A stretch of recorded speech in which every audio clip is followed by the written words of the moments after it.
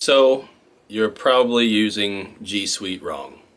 Or GSuite, Google Workspace, whatever you want to call it. They change the name every other year.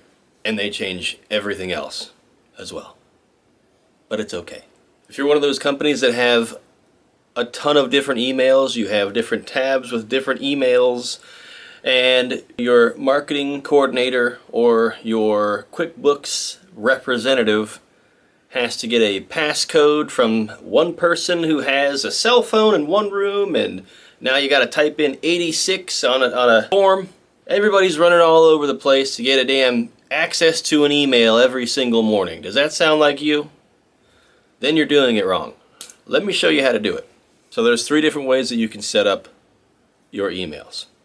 You can either create a new user, which most people just default into creating new users for everything, for support@yourcompany.com, for hello@yourcompany.com.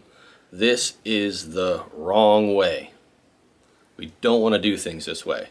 That's why we have so many security verifications. That's why you're paying an extra $10 to $15 a month for every new email. This is how you would do that. So we click on any user here. We can click on add address. This alternative email address is not another email account. It is just something that people can email to that gives them a different type of user experience that's a lot easier than creating an entirely new email to check, especially if only one person is using that. Now, if you have, let's say, IT@yourcompany.com, and you would like everyone inside of that branch to get an email, then we would use groups. Now, groups will send an email to everyone inside of this group instead of you having 5 team members using the same exact email. That's how a million different things get confused.